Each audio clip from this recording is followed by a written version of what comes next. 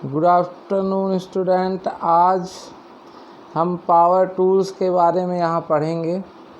चलिए पढ़ते हैं पावर टूल्स के बारे में। पावर टूल्स का पावर टूल्स एक उपकरण है जो बिजली के माध्यम से संचालित किया जाता है। मैनुअल श्रम के अलावा हाथों के उपकरण के साथ बोल्ट और नट के लिए इस्तेमाल किया जाता है। पावर रिंच, यहाँ आप पढ़ने जा रहे हैं पावर रिंच। एक पावर रिंच के प्रकार होते हैं जो मानव बल की तुलना में अन्य माध्यमों द्वारा संचालित होता है। एक सामान्य बिजली स्रोत स्पिंडित हवा मतलब आपने देखा होगा एजेंसीज़ में कि एयर गन होती है, इसमें हवा के माध्यम से प्रेशर से हमारी पावर रिंच चलती है ना। तो सामान्य बिजली स्रोत द्वारा स्पिंडित हवा है। पावर रिंच दो प्रकार की होती। तो बिजली स्रोत के माध्यम से हम हवा को एक उसमें दबाव के साथ रखते हैं, फिर उसी हवा के दबाव से हम पावर रिंच का उपयोग करते हैं। प्रभाव रिंच, इम्पैक्ट रिंच एंड वायु रैचेट या वायवी, एयर रैचेट और पेन्यूमेटिक रैचेट रिंच। ठीक है ना। इसके बारे में आगे लास्ट में हम पढ़ेंगे भी। हमारे यहाँ इसका न्यूमेटिक के लिए भी चीज़ें दी हुई हैं, है ना। तो ये दो प्रकार की हैं। तो वायु रैचेट रिंच के बारे में पढ़ लेते हैं। एक वायु रैचेट रिंच हाथ से संचालित रैचेट रिंच के समान ही होता है, जिसमें क्या होता है, इसकी एक ही स्क्वायर ड्राइव होती है, लेकिन सॉकेट ड्राइव को चालू करने के लिए एक एयर मोटर संलग्न होती है। ट्रिगर को पंप करना मोटर के सक्रिय करता है जो सॉकेट ड्राइव बदलता है। सॉकेट ड्राइव को दिशा बदलने के लिए एक स्विच प्रदान किया जाता है। ठीक है ना, जैसा कि आप देख रहे हैं। इस प्रकार के पावर रिंच को टॉर्क के गति को कम करने के लिए अधिक डिज़ाइन किया गया है। यदि टॉर्क के उच्च स्तर वांछित हैं तो एक प्रभाव के रिंच का उपयोग किया जाना चाहिए। अभी आप न्यूमेटिक टॉर्क रिंच पढ़ने जा रहे हैं, तो देखिए न्यूमेटिक टॉर्क रिंच क्या है। ठीक है ना। न्यूमेटिक टॉर्क रिंच की सेटिंग के बारे में भी हम यहाँ पर पढ़ेंगे। ठीक है। तो क्या है, देखिए एक न्यूमेटिक टॉर्क रिंच एक प्राथमिक या एक गियर बॉक्स है जो वायु मोटर के साथ मिलकर होता है। गियर बॉक्स के अंत में एक प्रतिक्रिया डिवाइस होती है जिसका उपयोग टॉर्क को अवशोषित करने के लिए किया जाता है और टूल ऑपरेटर के उपयोग करने की अनुमति होती है। टॉर्क आउटपुट को वायु दाब को नियमित करके समायोजित किया जाता है। इस टॉर्क में मल्टीमीटर गियर बॉक्स में 25:1 तक गुणा अनुपात है और इसे मुख्य रूप से कहीं नट और बोल्ट पर स्टील टॉर्क की आवश्यकता होती है और जहां खराब नट की हटाने की आवश्यकता होती है। वायु टॉर्क रिंच कभी कभी उनकी समान उपस्थिति के कारण मानव प्रभाव रिंच के साथ में उलझ में पड़ता है। एक वायवीय टॉर्क रिंच लगातार गियरिंग द्वारा संचालित होती है ताकि एक प्रभावशाली रिंच के हथौड़े से एक वायवीय टॉर्क रिंच बहुत कम कंपन मतलब वाइब्रेशन कम होता है इसमें और अच्छे सही तरीके से काम करता है।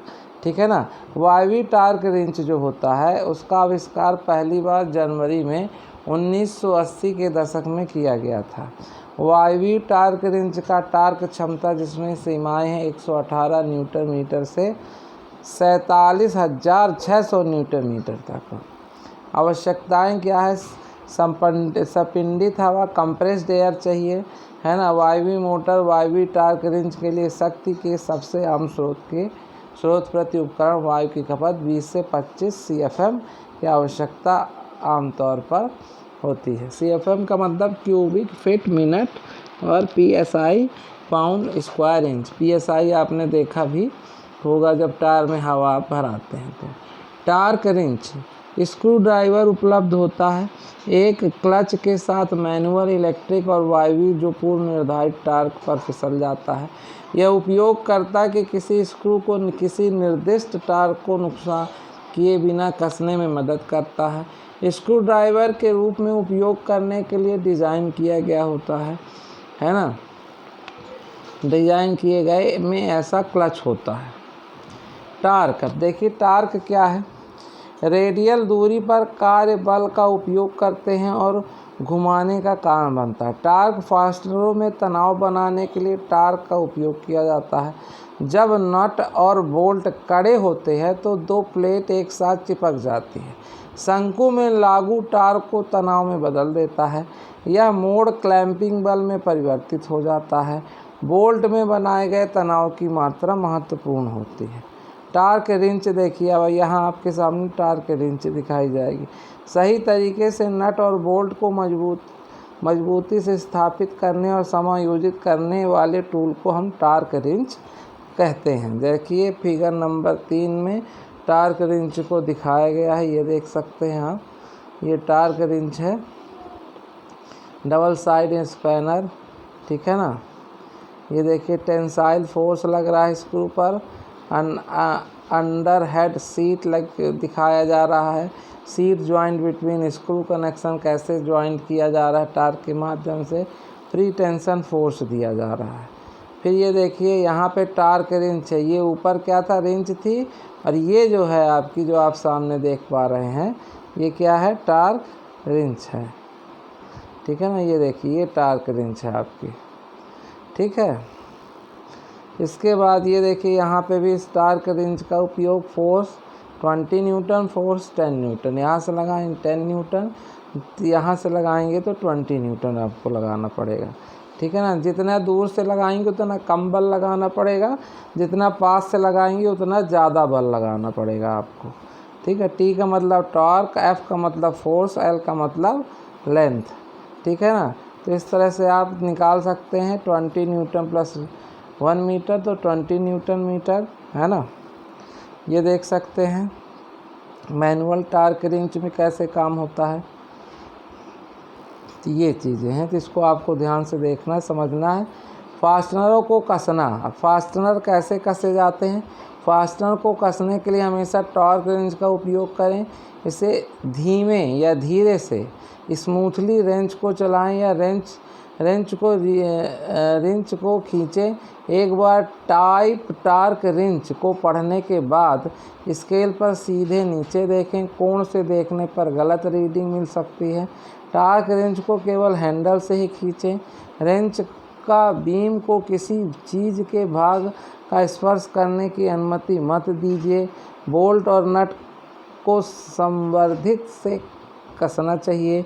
किसी भी चीज़ को छूने के लिए रिंच के बीम को अनुमति आमतौर पर यह आधा निर्दिष्ट टार्क 3 से 4 तक और दूसरी बार पूर्ण टार्क होना चाहिए।